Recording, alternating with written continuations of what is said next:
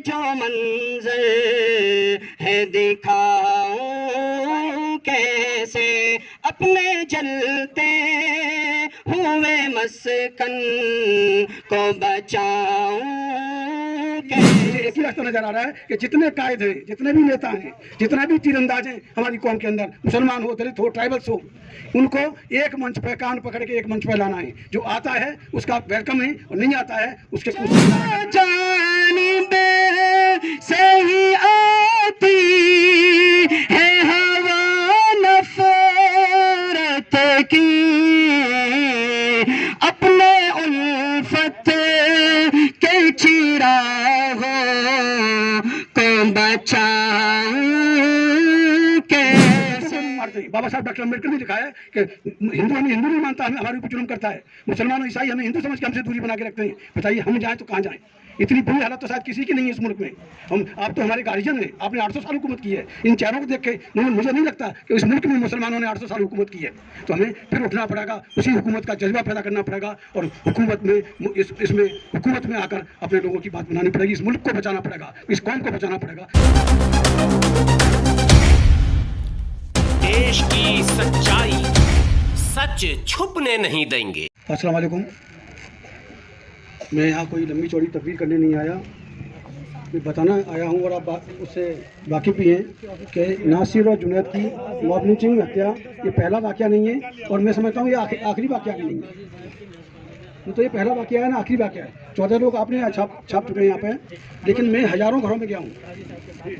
इसमें बिहार में भी गया हूँ, गुजरात में गया हूँ, झारखंड में गया हूँ। मॉब लिंचिंग फैमिली को जाके मैंने करीब से देखा है और उनके हालत मुझे बस से बदतर मिले। कोई दोबारा मुड़ के नहीं गया। आज तो यहाँ मजमा लगा है, शायद महीने 2 महीने में कहाँ कोई नज़र नहीं आएगा। लेकिन ये मारामारी करने वाले लोग कौन हैं? ये मारामारी के शिकार कौन लोग हैं? जैसे आपने फ़ोटो लगाए, दलित, आदिवासी और मुसलमानों की संख्या तो बहुत ज़्यादा है। ये मरने वाला मुसलमान और मारने वाला कौन है?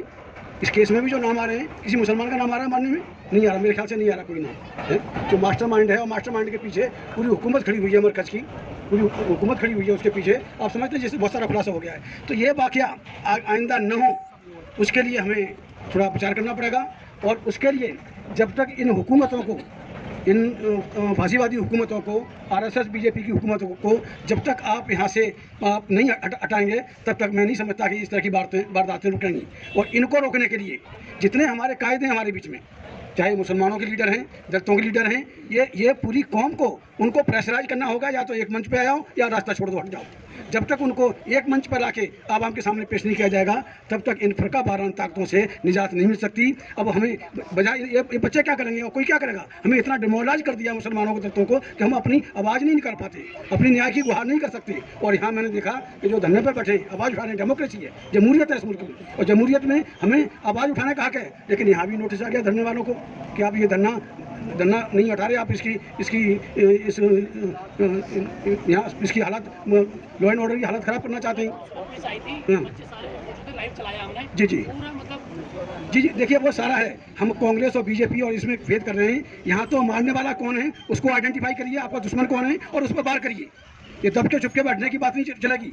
उनको करना है कानूनी तरीके से करना है, संविधान के दायरे में रह के करना है। और संविधान के दायरे में रहकर ये आने वाला 24 है। अगर आपने 24 को बचा लिया, मैं सियासी बात नहीं कर रहा हूँ, 24 को अगर आपने बचा लिया तो हमारी कौमें बच जाएंगी और आने वाली हमारी पीढ़ियाँ भी हमें शाबाशी देंगी कि हाँ हमारे बुजुर्गों ने हमारे लिए कुछ किया। और उसके लिए मुझे एक ही रास्ता नजर आ रहा है कि जितने कायद हैं, जितने भी नेता हैं, जितने भी तीरंदाज हैं हमारी कौम के अंदर, मुसलमान हो, दलित हो, ट्राइबल्स हो, उनको एक मंच पर कान पकड़ के एक मंच पर लाना है। जो आता है उसका वेलकम है और नहीं आता है उससे किनारा करना है। अगर हम ऐसा कर पाए, ज़्यादा वक्त नहीं है, ये 23 जाते जाते अब क्या, ये फरवरी आ रही है, मार्च आ रहा है, 7-8 महीने, ये 10 महीने के लिए, 12 महीने तक लिए, 1 साल से ज़्यादा का वक्त नहीं है। इन नेताओं को इकट्ठा करिए, इन नेताओं को एक मंच पर लाइए, बाकी काम तो ये हमारा आवाम कर देगा, हमारे लोग कर देंगे इंशाल्लाह। यही बात मैं कहना चाहता हूँ आपके, और मैं आपके इस दुख में साथ हूँ। और इस मसले को, और भी मसले मैंने किए हैं, मैं पूरे दुनिया में उसको उठाने के लिए forum against mob lynching and injustice नाम की तंजीम है, उसके जरिए हम लोग काम कर रहे हैं। अम्बेडकर समाज पार्टी का मैं नेशनल प्रेसिडेंट भी हूँ। लेकिन अहम मेरी बात है कि ये मारामारी रुके, 1947 में यहाँ मुल्क का टुकड़े नहीं हुए थे, मुल्क को नहीं बांटा गया था। यहाँ मुसलमानों को 3 टुकड़ों में कर दिया और हमेशा के लिए सत्ता से बेनूर कर दिया। और उसी का नतीजा है कि आज हम पिट रहे हैं, अपने घर में पिट रहे हैं। हम यहाँ के कदीमी बासिंदे, बाहर से आया हुआ मुसलमान नहीं है। अरब, ईरान, अफगानिस्तान से नहीं आया मुसलमान यहाँ पे, यहीं के कदीमी बासिंदे हैं। हम क्यों अपने मुल्क में पिट रहे हैं, ये हमें सोचना होगा। निश्चित तौर से ये मुल्क हमारा है, हमारा रहेगा। ये हिंदुस्तान नहीं है, ये भारत है। भारत हमारा है, कॉन्स्टिट्यूशनली भारत है। हम भारत के निवासी हैं। हिंदुस्तान अगर हम बोलते हैं तो हम उन शैतानों के उस क्लेम को पुख्ता कर देते हैं कि हिंदुस्तान हिंदुओं का स्थान है। वो माइक्रो माइनॉरिटी है, माइनॉरिटी माइनॉरिटी है, हिंदू मेजॉरिटी नहीं है। ये तत्वों को मारते हैं। बाबा साहब डॉक्टर अम्बेडकर ने लिखा है कि हिंदू हमें हिंदू नहीं मानता, हमें हमारे ऊपर जुल्म करता है। मुसलमान और ईसाई हमें हिंदू समझ के हमसे दूरी बना के रखते हैं। बताइए हम जाएं तो कहाँ जाएं? इतनी बुरी हालत तो शायद किसी की नहीं है इस मुल्क में। आप तो हमारे गार्जियन हैं, आपने 800 साल हुकूमत की है। इन चेहरों को देख के मुझे नहीं लगता कि इस मुल्क में मुसलमानों ने 800 साल हुकूमत की है। तो हमें फिर उठना पड़ेगा, उसी हुकूमत का जज्बा पैदा करना पड़ेगा और हुकूमत में इसमें हुकूमत में आकर अपने लोगों की बात बनानी पड़ेगी। इस मुल्क को बचाना पड़ेगा, इस कौम को बचाना पड़ेगा। इन्हीं शब्दों के साथ मुझे वक्त दिया अपनी बात रखने का, मैं आपका सभी का शुक्रिया करता हूँ। और मेरी बात पर गौर करें, 24 दूर नहीं है। निश्चित तौर से इन नेताओं को इकट्ठा कर लिया, अगर कर लिया तो इंशाल्लाह हमारी बात बन जाएगी। ये मुल्क बचाएगा, हमारी कौम बचाएगी। शुक्रिया, अल्लाह हाफिज़।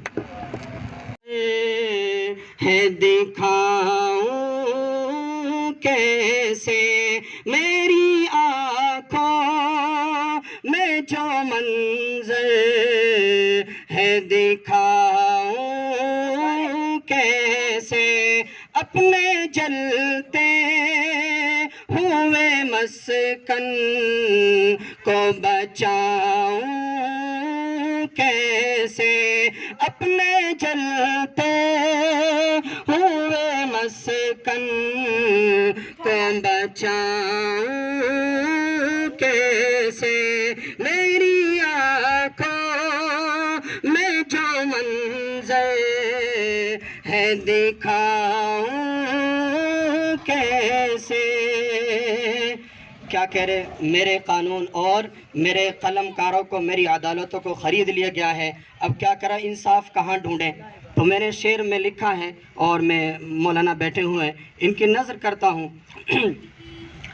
चंद सिक्का में खरीदा है मेरे मुंसिफ को, चंद सिक्का में खरीदा है मेरे मुंसिफ को, किसी मज़लूम को इंसाफ दिलाऊं कैसे, किसी मज़लूम को इंसाफ दिलाऊं कैसे, मेरी आँखों में जो मंजर है, दिखाऊं कैसे, अपने जलते हुए मस्कन को बचाऊं कैसे। चारों जानिब से ही आती है हवा नफरत की, चारों जानिब से ही आती है हवा नफरत की, अपने उल्फत के चिरागों को बचाऊं कैसे, अपने जलते हुए मस्कन को बचाऊं कैसे। हर घड़ी मुल्क में रहता है गमों का ही हुजूम, हर घड़ी मुल्क में रहता है गमों का ही हुजूम, झूठी मुस्कान लबों पे सजाऊं कैसे, मेरी आँखों में जो मंजर है, दिखा जलते हुए मस्कन को बचाऊं कैसे। जी बहुत बहुत शुक्रिया। और इंशाल्लाह हम यहाँ हाजिर होते रहेंगे और ऐसे ही सोशल मीडिया के ज़रिए आप इसको आगे बढ़ाएं और भाई साहब के और घर और जितने भी